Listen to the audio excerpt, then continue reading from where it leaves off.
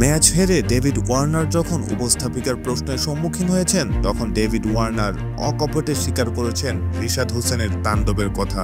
তিনি বলেছেন, এই ছেলেটিকে আমরা শুরুতে গুনাই ধরিনি, কেননা নতুন একজন বোলার, কিন্তু একে দেখলাম এই ছেলেটি অসাধারণ বোলিং করেছে। সত্যি কথা বলতে গেলে সে একাই আমাদের টিমকে গুড়িয়ে দিয়েছে। 3টি উইকেট লাভ করেছে। যখন একটি পার্টনারশিপ খুব ভালো হয়ে গিয়েছিল তখনই সে আঘাত এনেছে। আসলে ছেলেটি অনবদ্য বোলিং করেছে। তার বল খুবই স্লো আর্ম অ্যাকশন, মনে হচ্ছে খুব স্বাভাবিক অ্যাকশন, কিন্তু তার বলের মধ্যে ভ্যারাইটি রয়েছে। প্রথম ম্যাচেও সে 3টি উইকেট জয়লাভ করে তার দলকে জিতিয়েছে। আজকেও আমাদেরকে সে ঘুরিয়ে দিয়েছে।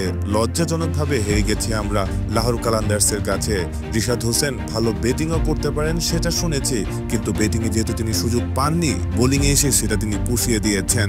তিনটি গুরুত্বপূর্ণ উইকেট তিনি নিয়েছেন। 4 ওভারে মাত্র 28 রান দিয়ে তিনি এই উইকেটগুলো সংগ্রহ করেছেন। ডেভিড ওয়ার্নার বলেছেন, আমার ছেলেদেরকে বলে দিয়েছি নেক্সট টাইম যখন আমরা আসবো তখন রিশাদ হোসেনকে খুব ভালোভাবে দেখে শুনেই আসবো। অন্তত রিশাদ হোসেনের বলগুলো আমাদের চেক দিতে হবে।